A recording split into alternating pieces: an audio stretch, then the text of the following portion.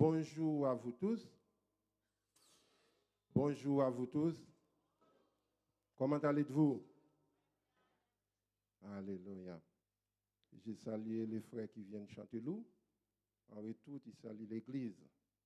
Je me rappelle, en 99, j'étais à l'église de Dieu chez Pasteur Ladoucet à Chanteloup. J'étais invité là-bas pour prêcher pour lui. Mais depuis le temps, je n'ai pas retourné. Mais je travaille à Chanteloup, les chapiteaux à côté, tous les jours, je vais là-bas. On va se rencontrer. Merci d'être venu. Ce matin, nous allons parler de quelque chose. Vous savez, la semaine dernière, notre pasteur il nous a dit la prédication va faire en deux phases, thématique et théologie. La prédication de ce matin va être sur la théologie. Peut-être en sortant, vous allez dire, je n'ai rien compris. Je vous prie de bien vouloir prendre soin d'écouter. Une prédication théologie demande de plusieurs lectures. Peut-être j'ai besoin de vous pour lire quelques versets.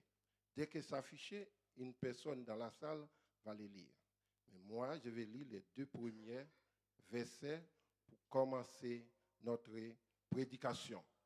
L'Église de Chambly, maintenant, notre prédication est basée sur thématique et théologie. Théologie, c'est quoi? La science qui étudie Dieu. On ne peut pas étudier Dieu. Mais les théologiens ont décidé d'appeler ça comme ça. Amen. Prenez vos Bibles. Comme je vous ai dit, nous allons lire. Nous allons faire deux lectures. La première se trouve dans le livre de Jean, chapitre 1, verset 1. Aujourd'hui, notre pasteur il est absent. Il est à Saint-Louis, chez pasteur Henri. Il est parti là-bas. Je pense qu'il y a des personnes à l'église qui l'accompagnent. Que Dieu les bénisse là-bas. Alors, Jean 1, verset 1 à 3. Au commencement était la parole, et la parole était avec Dieu, et la parole était Dieu. Elle était au commencement avec Dieu. Toutes choses ont été faites par elle, et rien de ce qui a été fait n'a été fait sans elle. La deuxième lecture se trouve dans le livre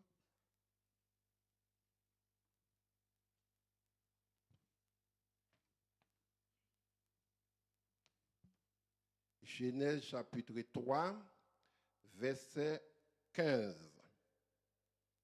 Je mettrai inimitié entre toi et la femme, entre ta prospérité et sa prospérité. Celle-ci t'écrasera la tête et tu lui blesseras les talons. Béni sois-tu, tendre Père Céleste, nous te disons merci. Mais voici, Seigneur, voici ton peuple, voici ta parole. Éclaire-moi, Seigneur, afin que je puisse, Seigneur, discerner ta parole selon ce qui est écrit. Christ qui est Dieu au-dessus de toutes choses, bénis notre prédication au nom de Jésus. Amen. Mais bien aimé, il y a une chose qu'on appelle l'exégèse. L'exégèse, c'est quoi? C'est la compréhension du texte lu, expliqué, traduit, discerné. Quand on fait une lecture, déjà, vous comprenez la lecture que vous faites. Maintenant, il faut l'expliquer. Il faut discerner, interpréter selon ce qui est écrit au peuple qui vous écoute, surtout au peuple de Dieu. Ici, à partir de la lecture que j'ai faite, j'ai tiré un thème. Le thème que j'ai tiré, la révélation du mystère caché sur la venue de Jésus. Je pense beaucoup parmi vous, vous allez dire pourquoi les frères, il n'a pas dit la prophétie. Si la venue de Jésus a été annoncée, il est venu, c'est une prophétie qui a accompli. Pourquoi il n'a pas dit la prophétie? C'est plus profond que ça. C'est mystère caché. Vous savez, mystère, c'est quelque chose qu'on n'arrive pas à comprendre en profondeur. On dit c'est un mystère. Pour vous qui venez de l'Église catholique, vous trouvez ça dans les Maccabées, les livres non canonisés. Vous savez, les 36 livres de la Bible, ce sont des livres canonisés. Mais les Maccabées ne sont pas. Mais il y a des bons textes dedans. Et dedans, vous trouvez le mot mystère aussi. Ce que signifie, il appelle mystère de l'incarnation. Il ne comprend pas comment Dieu sait faire pour qu'il devienne homme, etc. Il appelle ça mystère de l'incarnation.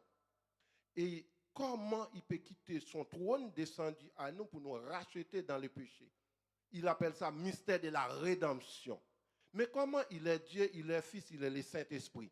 Ils n'ont pas compris ça. Il appelle mystère de la Trinité. Mais nous, Dieu nous a permis de comprendre plus profond que cela, les mystères qui sont cachés. Ce matin, nous allons dévoiler mystère sur la venue de Jésus. Comme je vous ai dit, c'est une prophétie. Mais ce matin, c'est plus profond que la prophétie, c'est que nous allons voir ensemble. La révélation du mystère caché. Mais quel est ce mystère? Vous savez, dans la deuxième lecture des livres de la Genèse, chapitre 3, verset 15, tout de suite, nous allons commencer pour voir comment le mystère de Jésus a été prédit qui vient parmi nous pour nous racheter du péché. J'ai obligé d'emprunter le mot anthropologie parce que peut-être je vais parler de temps en temps du péché. Anthropologie, c'est l'étude sur le péché. Alors, dès que dans la création, l'homme a péché, Dieu a pris une décision. Je mettrai inimitié entre toi et la femme, entre ta prospérité et sa postérité.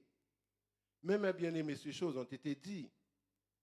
Mais combien de temps pour la réalisation?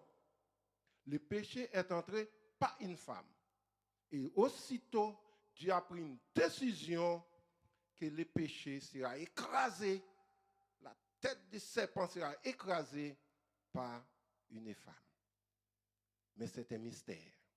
Comment, quand ça va se passer? Ce matin, nous allons voir ça ensemble. Mystère caché, c'est quelque chose de profondeur, on n'arrive pas à comprendre, on dit c'est un mystère.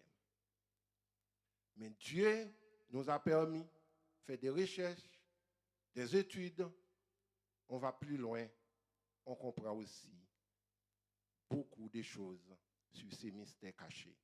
Et ce matin, en sortant d'ici, vous aussi, vous allez voir beaucoup de choses.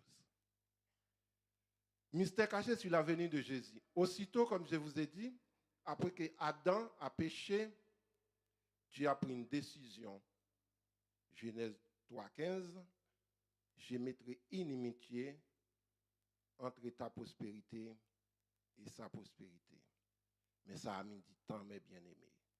Le chemin a continué. Satan a fait son parcours. Rien ne s'est passé encore. Mais Dieu nous a promis Jésus comme rédempteur. Il vient pour nous racheter dans les péchés. Mais toujours, sa venue devrait être faite par une femme. Première lecture, Jean 1.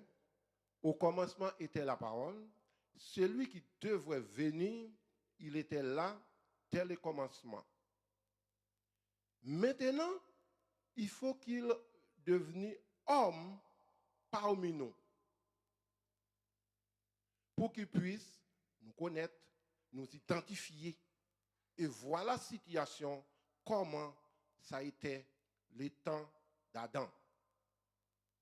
Alors il faut qu'il se fasse homme. La lecture nous a dit, au commencement était la parole, et la parole était avec Dieu, et Dieu était la parole. Mais ça va plus loin que ça. Si vous pouvez afficher pour moi, ma sœur, maintenant nous allons dans le livre de la Genèse, chapitre 1, à partir du verset 25. On ne va pas lire tous les versets. Je vais lire les versets qui m'intéressent, mais je vous invite à lire tout cela. Vous savez, à l'époque hébraïque, On ne dit pas, par exemple, on dit lundi prochain. On dit en ces temps-là, parce que les calendriers un peu définis un petit peu par à notre époque, à notre contemporain, on a le calendrier de 24 heures. Mais à l'époque, c'était pas cela. On dit en ces temps-là, ou du moins à cette époque-là. En ces temps-là, Dieu parle à quelqu'un. Mais quand il parle à quelqu'un, il dit quoi? Faisons l'homme à notre image. Et le verset au-dessus de ce verset-là, je crois que c'est verset 25, le verset au-dessus, toujours Genèse chapitre 1, le verset qui se trouve au-dessus de verset 24, verset 23. Le verset 23, je veux que vous lisez ça ensemble avec moi. Voilà. Là, vous voyez en dessous marqué le 5e jour. Cela veut dire tout simplement, ce l'œuvre qui a été accomplie, on est au 5e jour. Maintenant, Dieu nous a dit, faisons l'homme à notre image. Maintenant, on n'est plus sur le 5e jour, on est dans le 6e jour. Ici, la parole de Dieu nous a dit, dans le verset qui nous concerne, faisons l'homme à notre image. Dieu parle, à partir du verset 25, Dieu parle à qui? Ce que signifie là, il y a un pluriel. Le Père, le Fils et le Saint-Esprit. L'Esprit se promouvoir au-dessus des eaux. Là, vous voyez le Saint-Esprit. Le Père et le Fils étaient là à la création. Vous allez dire non, je ne comprends pas. On va lire pour comprendre que bien le Fils était là à la création. On revient dans ce verset-là. Maintenant, on va passer au Colossiens chapitre 1, 12 à 16. Je veux que ce matin, vous voyez que le Fils était là au commencement. Colossiens chapitre 1, verset 12 à 16. Si c'est affiché, je demande une personne parmi vous de lire ce qui est écrit là-bas. Alléluia. Colossiens 1. Sinon, moi-même, je vais le chercher dans ma Bible. Je vais le lire. Colossiens chapitre 1, verset 12 à 16. Vous y allez doucement, la personne qui va lire, parce que je vais commenter en même temps.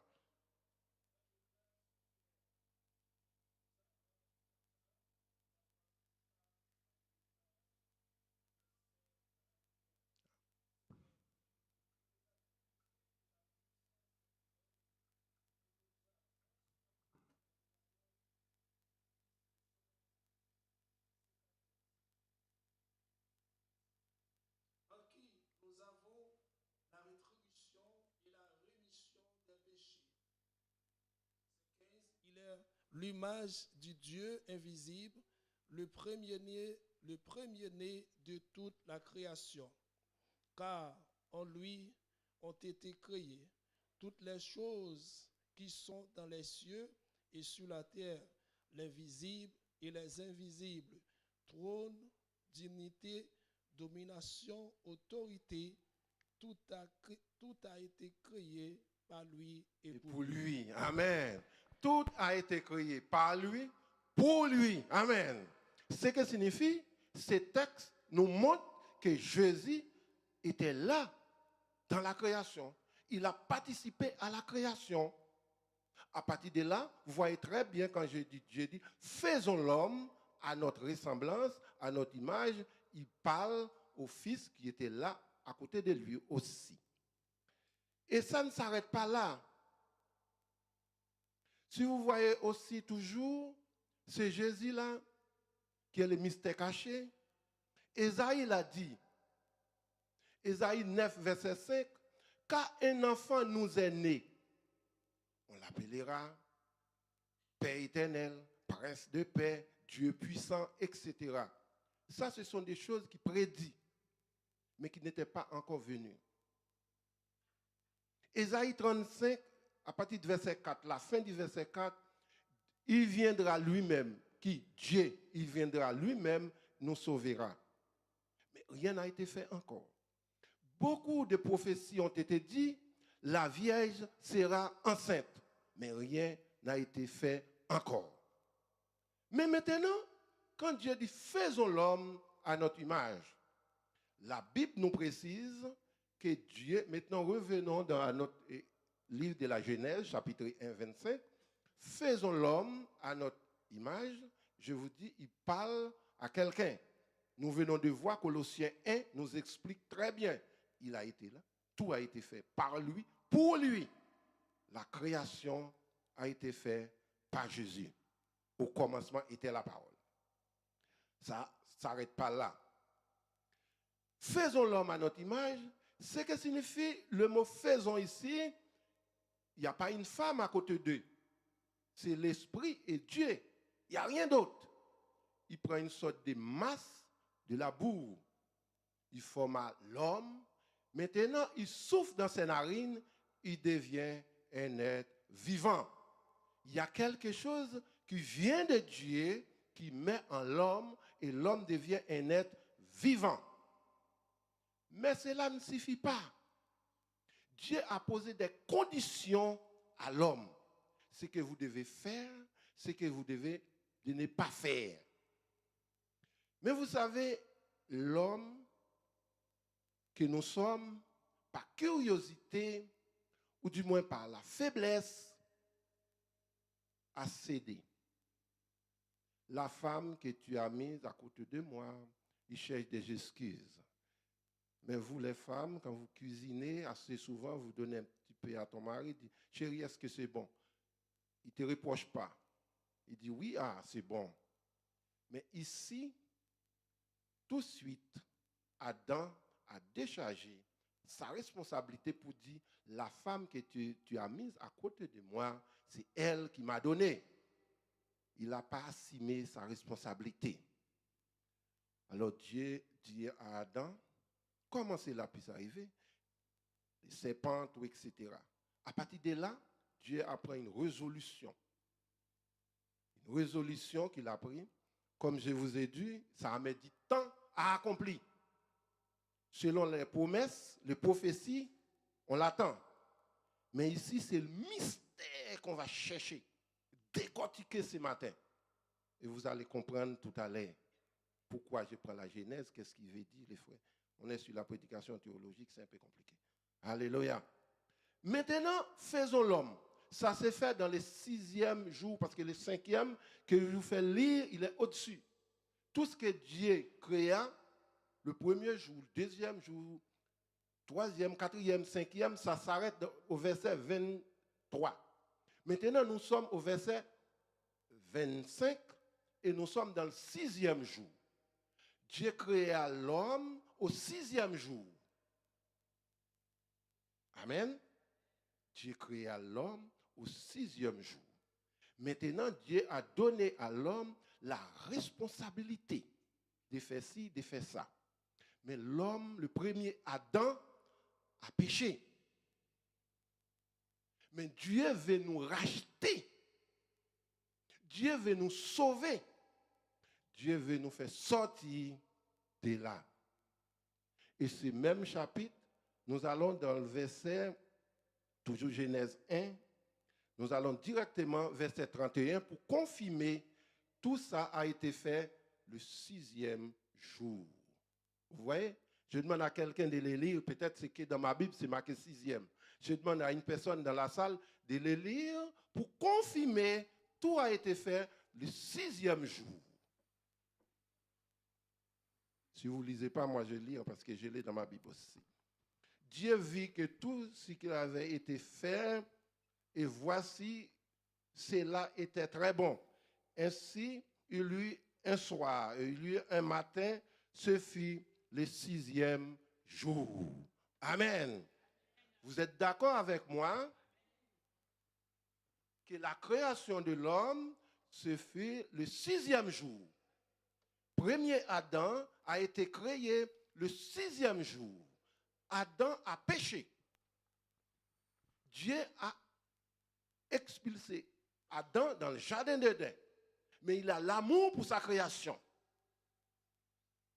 Maintenant, il faut qu'il envoie un deuxième Adam pour nous racheter du péché du premier Adam.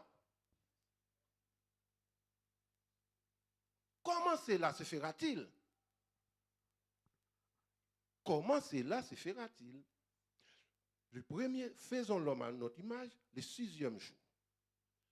Et le 6e jour-là, c'est Adam-là est tombé dans les péchés. Maintenant, on appelle péché adamique. Maintenant, il faut un second Adam qui nous rachète du péché. Dans la création, je vous explique, quand on dit faisons l'homme, il y a 3 personnalités, Dieu, Fils et le Saint-Esprit. Vous êtes d'accord avec moi? Maintenant, et pour second Adam, nous allons voir dans le livre de Luc chapitre 1, Luc chapitre 1, versets 26 à 35. Alléluia. Je vous ai dit, nous étions la création de l'homme, la création d'Adam, c'est fait dans le 6e jour. Et je vous l'ai dit, le calendrier hébraïque à l'époque, c'est défini par ces temps-là, ou du moins période. Il ne peut pas définir par 24 heures, ou du moins plus, ou du moins le 3e, 5e, 6e mois. Assez souvent, ils ont employé en ces temps-là. Maintenant, et je vous ai dit, il y a 3 personnes qui ont participé à la formation Adam et Ève. La première création, Adam. Faisons, ils étaient 3. Maintenant, le livre de Luc, maintenant nous allons dans le mystère caché. Ici, là, nous commençons à rentrer dans le mystère caché. Tout ce que je vous ai dit, on n'est pas encore rentré dans le mystère caché. Maintenant, nous sommes dans le mystère caché. Alléluia. Luc chapitre 1,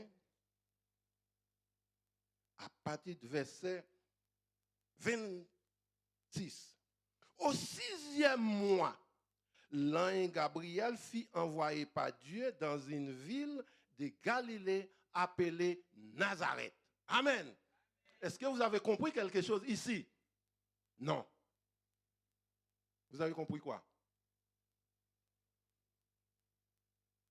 Nous y arrivons.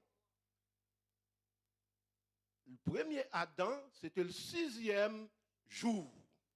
Et je vous explique, à l'époque, on ne peut pas définir jour, comme une journée de 24 heures. Ici, ça c'est le premier Adam.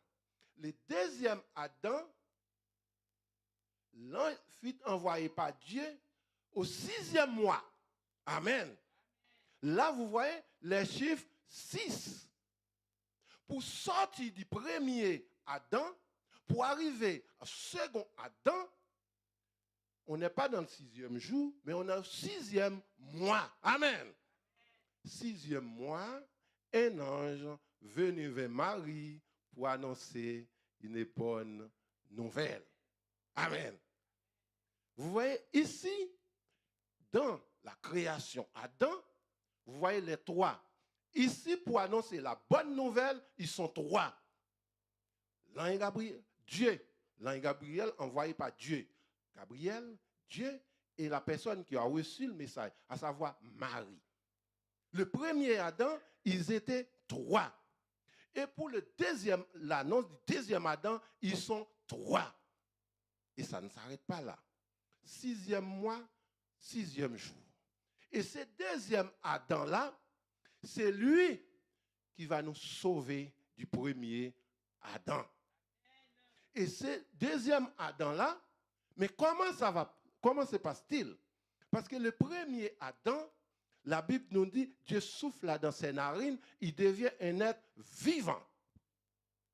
Là, vous voyez, esprit d'intelligence, Dieu a partagé avec l'homme. Faisons l'homme à notre ressemblance. Mais ici, l'ange Gabriel fut envoyé par Dieu dans une ville Galilée appelée Nazareth. Mais nous allons voir comment la naissance du deuxième Adam va se passer? Continue la suite. Auprès d'une vieille fiancée à un homme de la maison de David nommé Joseph. Le nom de la vieille était Marie. Tout cela se passe à 3, mais l'homme n'était pas au courant. Comment cela peut-il se passer? Imaginons un instant, ce sont des mystères, mes bien-aimés. Cette femme, la fiancée d'un homme, un an est venu lui dire, vous allez être enceinte. Et ce n'est pas le mari qui a été consulté, c'est la femme. Il ne faut pas oublier Genèse 3, 15. Je mettrai inimitié entre vous et la femme, entre ta prospérité et sa prospérité. Maintenant, ce verset-là commence à prendre sens ici. C'est Marie qui va porter le sauveur, Jésus, qui va nous racheter de ce que le serpent a trahi, Ève. Alors Marie devait porter l'enfant. Mais Marie a été reçue l'annonce hors de son mari. Mais elle était la fiancée de Joseph. Et ça ne s'arrête pas là. Alléluia. Le nom de la vieille était Marie. L'ange entra chez elle et dit, je te salue. À toi, une grâce a été offerte, etc. Quand l'ange rentra, il y a une bénédiction qu'il a donnée sur Marie, etc. Et Marie a compris. Cela vient de Dieu. Mais cela ne s'arrête pas là. Le plus difficile est encore derrière. Comment cela arrivera-t-il? C'est la réponse de Marie à l'ange. Je vous invite à lire tout le reste du verset jusqu'au verset 35 chez vous. Pour gagner du temps, je vous explique directement. Comment cela arrivera-t-il? Comment cela arrivera-t-il?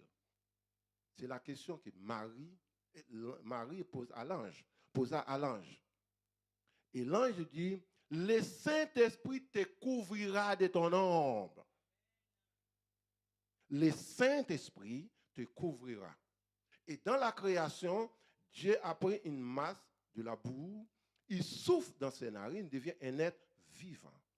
Ici, le Saint-Esprit te couvrira, Marie, et l'enfant qu'il naîtra, et l'enfant va être net par l'opération du Saint-Esprit. Amen. Vous voyez ça? Entre la Genèse et Luc 1, cela nous raconte un peu sur le mystère de la venue du deuxième Adam, qui est Jésus. Comment cela arrivera-t-il?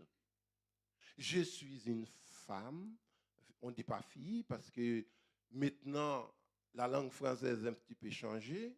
On ne dit pas madame, et on ne dit pas mademoiselle, on dit madame. Marie pourrait dire, je suis une jeune fille, mais elle ne pourrait pas dire. Marie a dit à l'ange, je connais point d'homme. Comment cela arrivera-t-il? Le Saint-Esprit te couvrira. Le Saint-Esprit te couvrira. La même chose dans la Genèse se reproduira dans le livre de Luc. Alors la naissance fit arriver, vous savez très bien comment notre Jésus est né. Et ça ne s'arrête pas là. Maintenant, Dieu commence à parler à Joseph.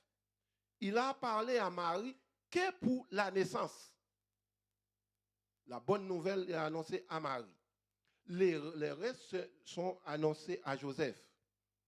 La Bible nous a dit, Dieu, dans un songe, parlait à Joseph, de dire, prends ce petit Jésus-là, fuis en Bethléem, en Égypte, parce que Hérode cherche à tuer tous les premiers-nés.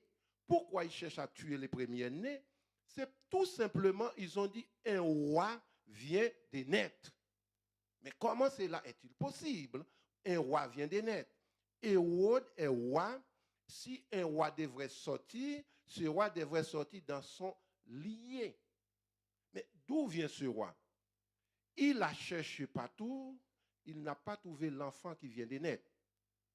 Alors ils ont passé un ordre, vous tuez tous les premiers-nés, afin celui qui vient de naître, qui va prendre ma place, on va le tuer. Mais maintenant, ce n'est pas Marie qui a reçu le message, mais Joseph, le père. Et dans un premier temps, l'ange vient vers Joseph et lui dit, prends Marie pour ta femme. L'enfant qu'elle portera se conçu par le Saint-Esprit. Et c'est cet enfant-là qui sauvera l'humanité. Maintenant, Joseph, pour la deuxième fois, a reçu dans la vision qu'il devrait prendre ce petit Jésus pour fuir en Égypte et il retournerait quand Dieu va le dire. Pour ainsi dire, pour aller en Égypte, vous savez, il y a des gardes frontières qui vous surveillent. Ce que je vais vous dire là, c'est moi qui vais l'ajouter. Vous ne le trouvez pas dans la Bible. Pour le trouver, il faut lire l'autre livre qui n'est pas le livre de la Bible. L'autre commentaire qui n'est pas commentaire des 66 livres canonisés. Mais vous allez trouver ça dans d'autres livres, les Maccabées si vous lisez. Maintenant, il faut qu'il traverse la frontière pour aller en Égypte. Et il y a chaque poste, il y a des gardes-côtes qui surveillent la rentrée et la sortie des gens. Et s'il y a un nouveau-né qui rentre, il trouve un nouveau-né, il est obligé de vérifier pour voir est-ce que c'est un garçon ou une fille. Joseph se leva de bonne heure, prit sa femme Marie et le petit Jésus pour qu'il fuit vers l'Égypte. En arrivant à la frontière, les gardes-côtes ont demandé quel est le sexe du bébé. Joseph disait un garçon. Et vous savez très bien, il surveille tous les garçons pour les tuer, les premiers-nés. Et Joseph osait de dire un garçon. Les gardes-côtes disaient, si c'était un garçon, vous n'allez jamais dire c'est un garçon parce que vous savez très bien, tous les premiers-nés des garçons, on est en train de les chercher pour tuer. C'est parce que ce n'est pas un garçon. Allez-y, messieurs. Amen. Vous voyez un mystère? Ça, c'est le mystère caché de Dieu. Et c'était un garçon, ce n'est pas une fille. Joseph disait la vérité. Même comme c'est un mystère. Mystère, c'est quelque chose de profond. On n'arrive pas à comprendre. On appelle ça mystère. Le petit Jésus fit passer. Il traversa pour rentrer en Égypte. Mais bien aimé, ce matin, s'il y a quelque chose dans votre vie, vous n'avez pas à comprendre. Vous voyez ça comme des mystères. Dieu est capable de vous révéler cela. La révélation du mystère caché sur la venue de Jésus. Le premier Adam a péché. On appelle péché adamique. La deuxième Adam fut arrivé par la même trajectoire. Un est terrestre et l'autre est céleste. Tout a été spirituel. Ce matin, mes bien-aimés, si le premier Adam t'a fait quelque chose, le deuxième Adam est là pour nous racheter, pour nous sauver. Il est notre rédempteur. Il est notre avocat auprès du Père. Mes bien-aimés, la vieille enfantera un fils. On lui donnera le nom Emmanuel. Ce qui signifie Dieu est avec nous. Ce fils est avec nous ce matin. Dieu est avec nous ce matin. La Bible nous a dit, Hébreux 1, verset 1 à 3. Après avoir parlé par les prophètes, par nos pères, dans ces derniers temps, Dieu a parlé par son Fils qui est le reflet de sa gloire. Par lui, toute chose a été créée. Donc, nous sommes dans le dernier temps. Ces derniers temps-là, Dieu a parlé par son Fils Jésus. Mais bien aimé, quand on est dans les mystères, il y a quelque chose que vous ne pouvez pas comprendre. Il faut se jeter dans la prière. De dire à Dieu, éclaire-moi cela. Je n'arrive pas à comprendre. J'ai besoin de ton éclairage. Quand c'est Dieu qui t'éclaire, le mystère qui est un mystère caché, vous voyez lisible devant vous.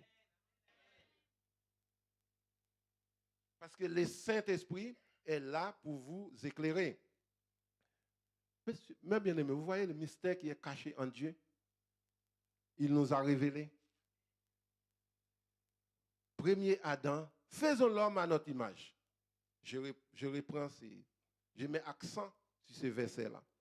Faisons l'homme à notre image. Ici, c'est Dieu qui parle. Nous sommes dans la création. L'homme a été fait, même de la poussière. Mais Dieu a mis souffle en l'homme. Souffle de Dieu, il a mis en l'homme. L'homme devient un être vivant. L'homme a la responsabilité pour gérer ce que Dieu a créé du premier jusqu'au 5e jour. Même une partie de la 6e jour, l'homme a la gérance pour gérer cela pour Dieu. L'homme a été échoué, tombé. Mais Dieu est amour. Il nous a promis aussitôt, Genèse 3, 15, comment il va faire pour racheter, récupérer l'homme. Mais ça a mis du temps. Quand Dieu a demandé à Abraham de quitter sa patrie, peut-être on croyait c'est là que Dieu va commencer à récupérer l'homme. Non. Moïse, non. Moïse est la préfiguration de Jésus-Christ. Il a fait pas mal de choses, mais ce n'est pas encore le deuxième Adam. Et de livres du Nouveau et Ancien Testament, vous avez 400 ans sans la communication, sans la parole, sans rien du tout. Mais il y a des sacrificateurs. Mais Dieu n'a pas parlé à son peuple. Et il y a une promesse. Il y a un mystère caché qui devrait venir. Mais quel temps d'attente? La Bible nous a dit qu'il est bon d'attendre en silence le secours de l'Éternel. Peut-être le peuple juif, Ésaïe l'a annoncé, d'autres l'ont annoncé, la vieille sera enceinte. Mais cela n'arrivera pas. Mais combien ils sont indignés? Oh, je vais mourir, je ne vais pas voir le salut d'Israël qui a été promis. Combien qui sont indignés? Mais il y a un homme, il a attendu les jours qu'ils l'ont amené le petit Jésus. Il a dit, Seigneur, tu peux laisser partir en paix ton serviteur, car j'ai vu la consolation d'Israël. C'était Siméon. Il était dans la patience. Ce matin, il y a beaucoup parmi nous qui n'ont pas de la patience. Mais une chose est sûre, je vous ai dit, car il est bon d'attendre en silence le secours de l'Éternel. Quoi qu'il arrive, il arrivera. Même si c'est la table, mais il s'accomplira certainement. Dieu n'est pas un Dieu pour oublier, mais il est un Dieu d'amour. Il prend patience. Il nous aime. Il va jusqu'au bout avec nous. Pourquoi tout cela? Quelque chose qui s'est passé dans le livre de la Genèse. On est au Nouveau Testament. Vous avez le temps que ça a mis. À l'époque, les hommes vivaient 500 ans, 600 ans. C'était beaucoup d'âge. Mais tout cela, Dieu n'était pas pressé pour envoyer son fils. Vous voyez les deux là? Il y a les deux parallèles que je vous ai fait ce matin. Ces deux parallèles-là ont beaucoup d'importance dans nos vies. Si vous étiez quelque part, vous dites, moi je suis perdu, il n'y a rien à faire. Une chose est sûre, comme Dieu a suscité Jésus pour nous racheter du péché, ce matin il est capable de susciter un frère ou une sœur pour aller vers vous, là où vous êtes, pour vous dire, patience. Soyez patient. Dieu viendra à ton secours. Il viendra à ton secours. Parce que dans le livre de la Genèse, je mettrai futur simple. Mais c'est un futur simple qui apprend des siècles et des siècles. Mais c'est là, ça s'accomplit quand même. Mais pourquoi nous n'avons pas de patience 1 an, 2 ans? Et la patience dans la présence de Dieu. Et ce n'est pas fini. Quand on va percer le mystère qui était caché, le deuxième Adam, il n'est pas terrestre, il est céleste. Tout ce tout ce qu'il a fait, il parle de son Père. Il n'a pas regardé qu'il était Dieu, ou du moins supérieur aux hommes, mais le livre de Philippiens 2, à partir du verset 7, nous a dit, il est devenu semblable aux hommes pour nous servir, pour mourir pour nous, pour mourir la mort à la croix, même à la croix. Vous voyez les sauveurs là? Il est dans son trône de grâce, il est bien, il manque de rien, il n'a rien fait. Dieu a cherché dans l'univers. Est-ce qu'il y a un homme ou une femme qui est capable de briser, ou du moins de faire tomber le voile? Il n'a pas trouvé. Les fils du Père, envoie-moi. Comme agneau, sans tache, sans défaut, pour racheter les peuples que nous avions créés ensemble. Parce que quand la création, j'ai participé à la création. Je sais comment tu as pris soin de créer ton peuple, de créer l'humanité, de mettre à sa disposition tout ce qui s'y trouve. Mais bien aimé, il n'y a rien que vous voyez maintenant qui n'a pas été là dès le commencement. Dès le commencement, tout cela a été fait. Tout a été créé. Poissons, reptiles, oiseaux.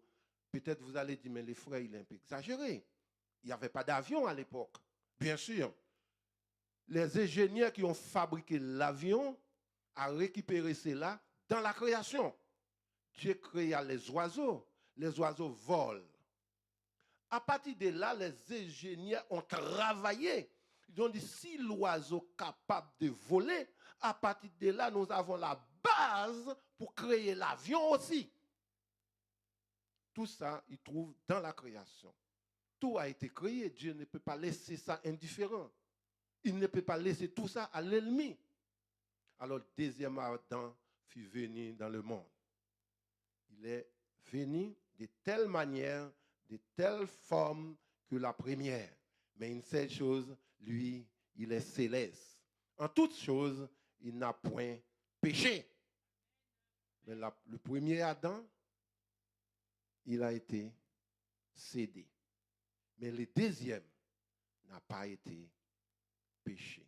Quoi qu'il arrive, en tout genre, en tout temps, en tout lieu, il restait Dieu. Ce matin, mes bien-aimés, vous voyez la différence? Comment le salut est arrivé par nous? Comment le salut a été perdu? Et comment Dieu nous a récupérés? Comment? De la même manière, de la même façon, même cheminement, tout simplement, ça prend du temps. Cela a pris du temps. Ce matin, là où vous êtes, si vous êtes un homme ou une femme, demandez à Dieu qu'il accorde plus de la patience à vous. Car vous avez besoin de la patience. Le mystère caché sur la venue de Jésus. Au commencement était la parole. Je vous donne des versets qui montrent vraiment au commencement il était là. Ne vous dites pas que les frères, il a dit au commencement, mais où? Je vous approuve des textes qui nous certifient qu'au commencement, Jésus était là. Et la parole a été faite chair. Il habite parmi nous et après, il nous a rachetés, il retourne d'où il a été sorti.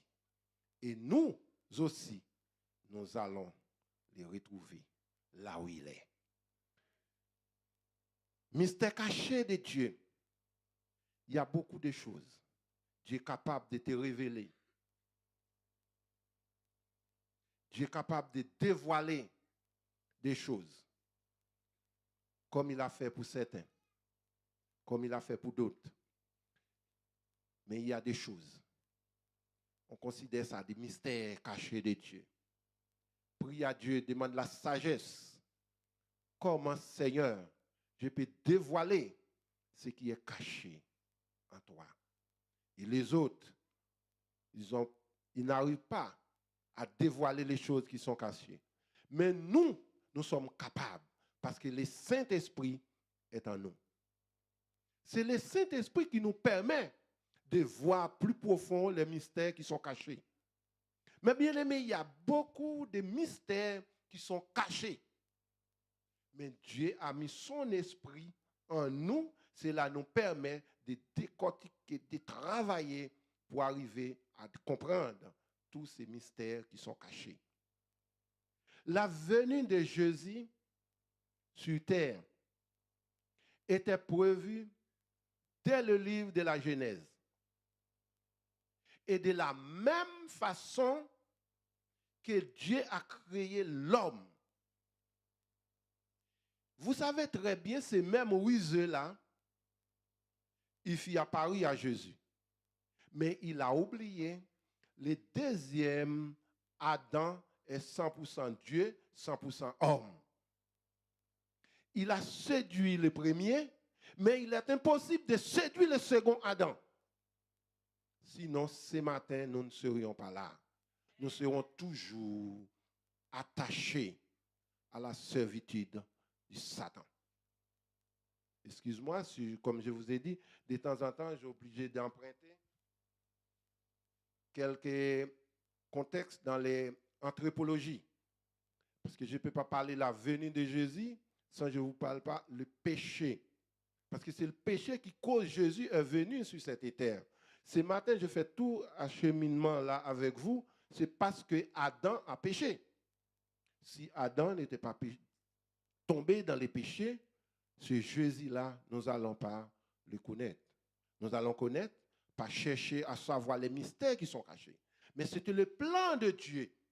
Vous savez, il y a la dispensation du Père. La dispensation du Père, c'est dans la création. Dieu créa. La dispensation du Fils, c'est au moment où il nous a rachetés du péché. Il est le rédempteur. Il a payé, il nous a rachetés. Et la dispensation du Saint-Esprit, le Saint-Esprit, il va nous amener à Dieu. L'Église a sur la dispensation du Saint-Esprit. Ce matin, soyez sûrs, tu n'es pas seul. Le deuxième Adam est avec toi. Il t'a racheté. Il a payé un prix pour toi. Il ne va pas laisser partir ou il ne va pas laisser l'ennemi à récupérer ce que lui, il a déjà payé pour nous. Et l'ennemi cherche à nous récupérer tous les jours. Il met des choses à notre disposition. Mais mes bien-aimés, soyez sûrs. Je vais vous dire quelque chose, j'ai toujours dit dans ma prédication. Ici, vous voyez le Père, le Fils et le Saint-Esprit, les trois, que les gens ne comprennent pas, ils appellent ça mystère de la Sainte Trinité. Mais Saint Augustin nous a bien défini le rôle du Saint-Esprit. Et on trouve ce mot, la filioque, le Père précède le Fils et le Fils précède le Saint-Esprit. Ce que signifie qu'il y a une sorte d'alinéa, les trois sont cités. Il faut habituer à ce mot-là parce que maintenant l'Église va dans la prédication théologique. Filioque, Dieu précède le Fils et le Fils envoie le Saint-Esprit. Ce que signifie, vous avez le trois, mais est-ce qu'il parle d'une quatrième? Non, il n'y a pas une quatrième personne qui a été mentionnée. Maintenant, si vous êtes tombé, il n'y a pas une quatrième personne qui va venir pour vous sortir là où vous êtes. À cause de cela, apôtre Paul nous a dit, rachetez les temps car les jours sont mauvais. On ne va pas dire seront, on parle au présent. Rachetez les temps car les jours sont mauvais. Il n'y a pas une quatrième personne. Les trois qui ont été participés à la création, ces trois personnes-là, ils ont décidé de vous faire sortir dans le péché adamique. Et le troisième, il est en nous pour nous convaincre du péché. Parce qu'il n'y a pas une quatrième. Le Saint-Esprit est là. Le Saint-Esprit est là. C'est une petite chanson que j'aime bien. Le Saint-Esprit est là. Lèvons-nous, on va chanter ces chants, mes bien-aimés. Alléluia, alléluia. Le Saint-Esprit te couvrira de son ombre. Le Saint-Esprit te couvrira. Et l'enfant qui naîtra, alléluia. Marie a dit, comment cela est-il possible? Là, il lui dira, le Saint-Esprit te couvrira. Ce matin, nous sommes capables de dire, le Saint-Esprit est là. Le Saint-Esprit est là. Il te couvrira, il te couvrira, il te couvrira, il te couvrira, ma sœur, il te couvrira, mon frère. Le Saint-Esprit est là. Je voulais t'embêter, mais je suis resté concentré, c'est bien. Alléluia. Merci, Seigneur. Merci, Saint-Esprit. Oh Dieu, tu es bon, ta bonté dira toujours. Tu étais au commencement et tu es maintenant parmi nous et tu seras toujours avec nous. Alléluia. Mes bien-aimés, ce matin, disposez vos cœurs à parler à ton Dieu, à dire à ton Dieu, là où tu manques de la patience. Alléluia. Alléluia. Oh. Mais bien aimé, si vous connaissez ces chants, vous pouvez chanter. Même en attendant que les groupes sont en train de préparer. Alléluia. Alléluia. Faire change, il y a transfert. Alléluia, Jésus. Entre ciel et terre, quand il descend, l'atmosphère change, il y a transfert. Entre ciel et terre, quand il descend, rien tout s'arrête, il y a transfert. Entre ciel et terre, quand il